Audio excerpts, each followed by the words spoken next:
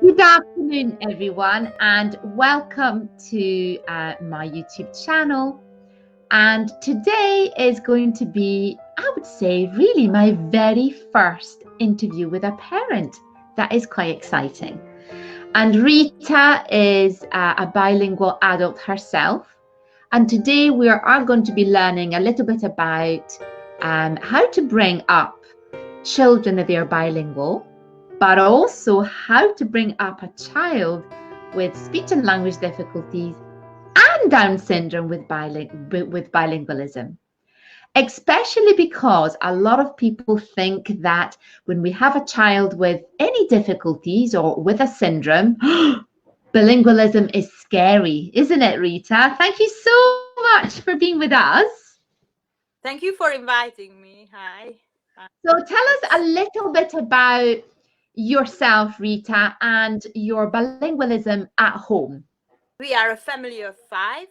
My youngest one is, as you said, a boy with Down syndrome, and he has speech delay. But we decided to go and live abroad. We used to live in Hungary as a Hungarian family. Our children were exposed to languages very early because we have friends all over the world. Me and my husband speak French, English, German, and Hungarian. So Wow. obviously we have friends who speak these languages. And we decided to move to Scotland in an English-speaking country 4 years ago now. And here the kids were exposed to the English all day, but not in the family. I stick and I stuck always to Hungarian at home. So you use what we really define environmental bilingualism. So both your husband and yourself, you both speak your own mother tongue, the language of your heart, Yes. and your two other children, they already had a language formed. So they Yes. came into this as what we call successive bilinguals, but you maintained the same language. That What time. did people say to you when you said, well, this is my story? I speak, we speak Hungarian at home.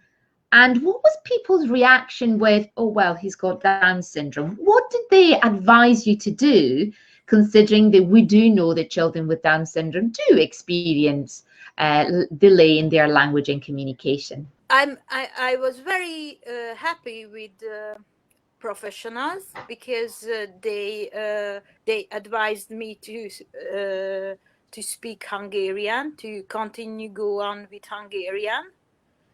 But the other parents were a little bit, oh, really? You want to do this with your boy as well, not just the girls? So they were much more surprised. I think that a lot of people tend to be quite scared with things that they are relatively complex. And there is still, in some part of the world, that the speaking two languages would be considered as something complex. So people think that when we have two languages, the child is confused. But my message is that is using effective strategies with bilingualism, like you would do with one language acquisition, that would allow your child to learn both languages with or without learning difficulties or language delay.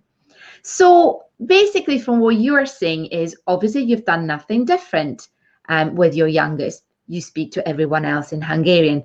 But obviously, how is he developing the two languages? That is the most fascinating aspect.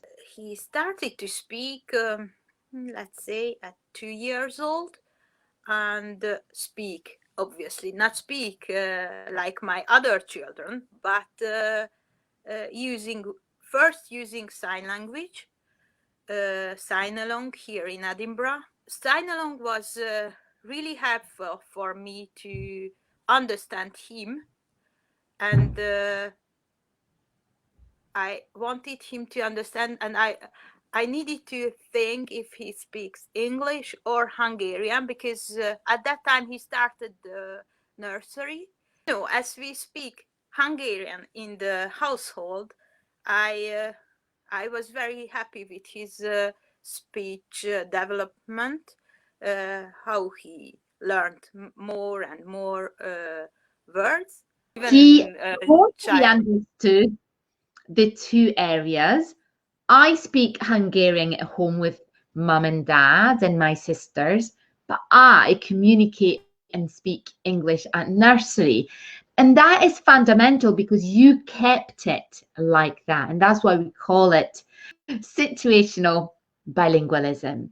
And when you are with him, you sometimes give him the word in Hungarian and then the word in English, really to make him understand, look, we have one object, but actually that object can have two different ways of being called, two different names. And that actually the latest research done at Edinburgh University, they actually show that bilingualism helps with cognitive skills, language expansion, and many other ways of learning. Now, in Edinburgh, we have a centre called Bilingualism Matters, and you'll be able to find some information just below here. It's an amazing website and group of people. They are professionals. They really support any families that have doubts about bilingualism in any shape or form. And it's free of charge, and they have also a Facebook group as well as a website. So what kind of strategies did you find most effective in supporting your child's speech and language development? First, it was the sign language, which we used. It was Makaton first, and after we used sign along, and after I went to a training called "It Takes Two to Talk," the Hannon training. I learned how to speak with Andor and how not to speak with Andor, much slower and more and less words. And now we use colorful semantic. This is the newest one, and I like how you use different methods which sits under the best. I guess for me, the most important things is playing. That's the roots of my philosophy. Children learn through play. So we're still doing very serious speech therapy stuff, but it's not that serious for them, and they are learning, and they can they can become effective communicators. What would be the one or more piece of advice that you would give to parents of children that have a delay speech or with Down syndrome? Don't be afraid of languages, not at all, because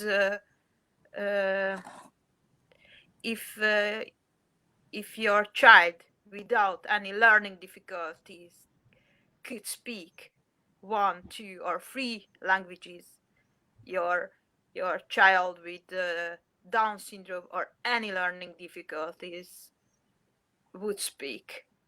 In the future, Andor will speak 2 languages at least. And especially, I guess, for you, the language of your heart, so the language of your emotions, is Hungarian. So it's so lovely to be able to do that in your own language. But I do feel that at times in the past, I've had parent hearing, you need to stop speaking your own language.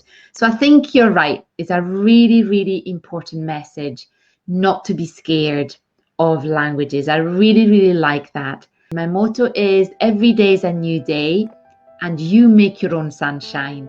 And I think that here is you took your own decision and you stuck by it. And we've seen a child that in the past 20 months have developed his language. Actually, he's developed his languages. So thank you very much for being here. Remember to subscribe, comment. Rita would be absolutely happy to answer to any of the questions, and share this video with anybody that you think might benefit from it. I post a new video every Thursday, so I would like to thank you, Rita, for being here and for being my very first guest. And I hope to have many others like that. Thank you so much. Bye.